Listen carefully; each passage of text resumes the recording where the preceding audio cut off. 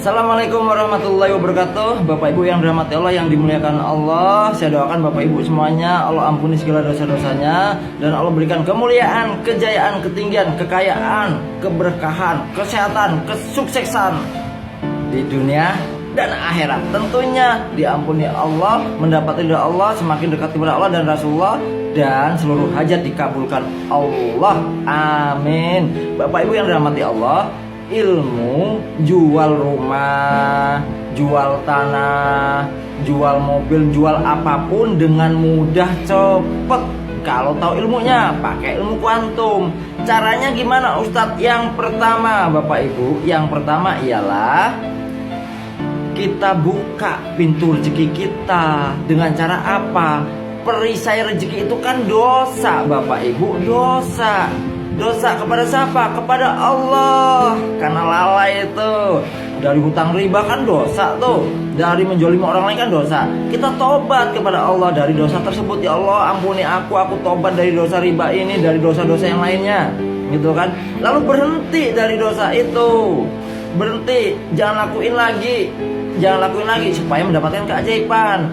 Lalu kalau utangnya udah tahu, utangnya 100 juta, bunganya aja nyicilnya setiap bulan 5 juta, masih nyicil terus yang gak lunas-lunas, masih pelaku riba. Pakai ilmu Allah, tobat kepada Allah. Aku janji ya Allah gak akan ulang lagi untuk nyicil itu. Untuk sedekah Bapak Ibu, untuk sedekah. Karena apa? Allah janji gak akan miskin. Orang yang sedekah itu gak akan miskin, akan Allah perbanyak rezekinya, begitu kan. Diganti dengan 10 kali lipat, 700 kali lipat. Pasti Bapak Ibu, nggak mungkin nggak. Itu yang berhasil banyak hitungan hari kok, gitu kan. Percaya nggak dengan janji Allah kan begitu? Taubat kepada Allah, taubat kepada Allah dengan sungguh-sungguh. Lalu ingat dosa kita kepada Allah dan kepada makhluk Allah, khususnya manusia. Minta maaf sama orang-orang itu, cari. Oh iya, dengan ini saya punya dosa, datengin dengan ini, dengan ini, dengan ini. Itu cari itu, hilangkan perisai-perisai itu. Setelah itu dilakukan, maka lakukan yang kedua. Ya Allah, beli masalah kita dengan sedekah. Selesaikan masalahmu dengan sedekah. Tolak balik dengan sedekah. Sedekahlah 7. Paksain Bapak Ibu. Kalau mau jual rumah harganya ratusan juta loh. Nah, ketika itu bahkan miliaran, sedekah 7 juta itu keluarin untuk membuka pintu langit. Di langit itu ada pintu rezeki yang hanya bisa dibuka dengan amal sedekah. Dalilnya mana Ustadz? Surat Ali Imran ayat 92. Kamu gak akan mencapai kebajikan sebelum kamu menginfakkan sebagian harta yang kamu cintai. Dan apapun yang kamu infakkan, sungguh Allah Maha mengetahui. Bahkan di surat Al-Baqarah 245 Allah bilang, Khordon hasanan, berilah pinjaman kepada Allah dengan pinjaman yang baik, yaitu menginfakkan harta di jalan Allah. Allah akan ganti dengan banyak. Lalu Allah bilang, aku yang menahan rezeki dan aku yang membuka rezeki. Coba Bapak Ibu, Allah loh yang menahan. Kalau mau rezekinya dibuka sama Allah dengan banyak, dengan besar, sedekahlah. Kalau semakin banyak Ustadz, semakin banyak pula rahmat Allah. Kalau sedikit Ustadz, ya sedikit. Begitu. Jangan kikir, jangan pelit. Lakukan yang terbaik untuk Allah. Kalau mau dimuliakan Allah, mau diperbanyak rezeki oleh Allah. Itu yang pertama.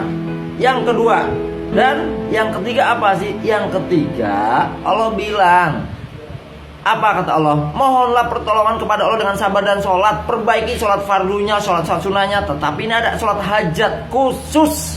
Siapapun yang datang dengan cara seperti ini pasti diberi, gak mungkin gak. Kenapa? Allah bilang, mohonlah pertolongan kepada Allah dengan sabar dan sholat.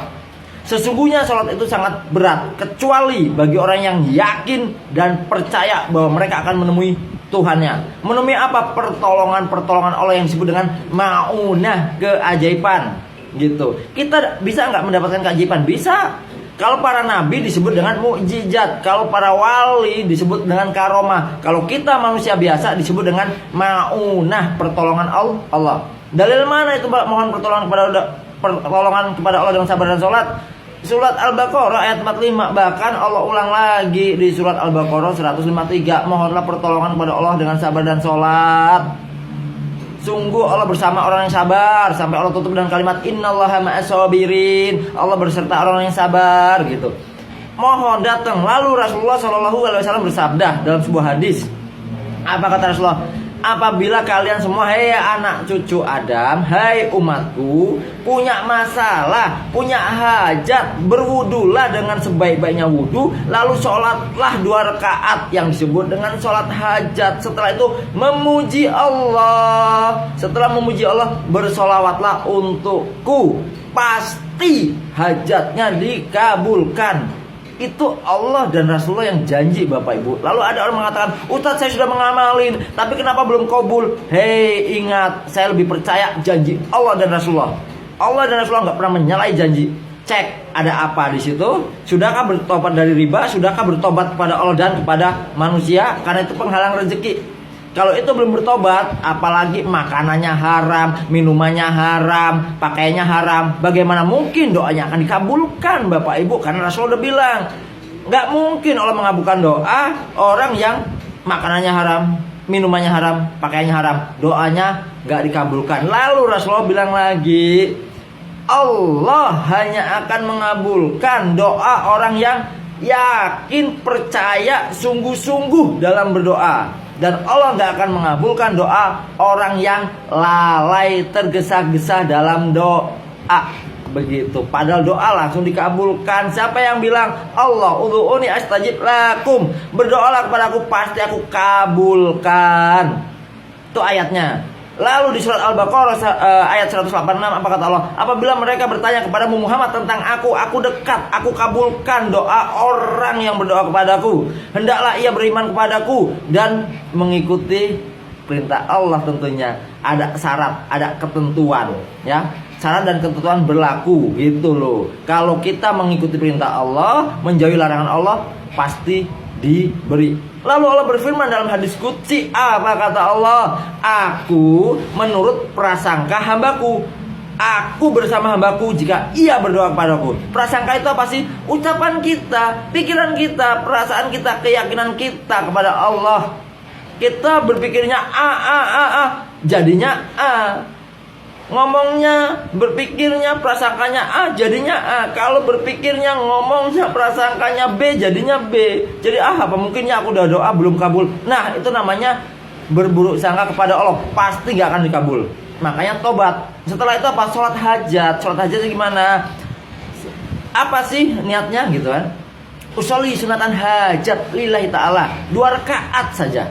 2 rakaat jam 11, paksain jam 11 lakukan sholat hajat itu, lakuin supaya apa? Anda dipaksa rezeki datang kepada Bapak Ibu. Setelah sholat hajat, apa yang dilakukan? Bacalah Al-Fatihah. Setelah Al-Fatihah, bacalah surat Al-Ikhlas 40 kali.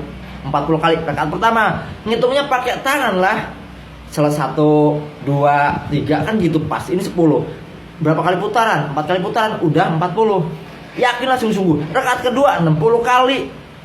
60 kali sungguh-sungguh di situ. Nggak mungkin nggak dikabulkan Allah, pasti dikabulkan. Setelah selesai sholat hajat, duduklah dengan kusuk, bacalah subhanallah wa bihamdihi subhanallahil azim astagfirullah. Berapa? 100 kali. Itu zikirnya para malaikat, zikir seluruh makhluk. Dengan kalimat itu diampuni dosa, memberatkan timbangan, dan dicintai Allah. Dan dengan kalimat itu diberi rezeki. Lalu baca bismillahirrahmanirrahim. Berapa kali Ustadz? 786 kali. Itu kuncinya lagi. Setelah itu ucapkanlah, setelah selesai baca bismillahirrahmanirrahim, bacalah assalamualaikum ayuhan nabi wa rahmatullahi wa barakatuh. Berapa? 7 kali. Ucapkan salam kepada Rasulullah. Lalu minta izin kepada Rasulullah. Assalamualaikum ya sayyidi ya Rasulullah 7 kali. Dengan penuh ihsan, dengan penuh mahabbah, dengan penuh cinta. Setelah itu Bapak Ibu, bacalah sholawat Jibril, sallallahu ala Muhammad, sallallahu ala Muhammad, sallallahu ala Muhammad, sallallahu alaihi wasallam. Berapa banyak? 7.000 kali.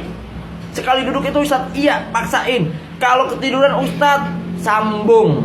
Habis subuh, sebelum subuh selesaikan. Minimal 7.000 kali. Kalau lebih banyak lagi Ustaz, lebih keren gitu ya. Setelah itu Bapak tinggal ngomong, Bapak Ibu ngomong, ya Allah, ini rumah, ini mobil, ini lakuin dong. Ibu tinggal ngomong, alhamdulillah, tanahku, rumahku sudah laku, tanahku, rumahku sudah laku, tanahku, rumahku sudah laku.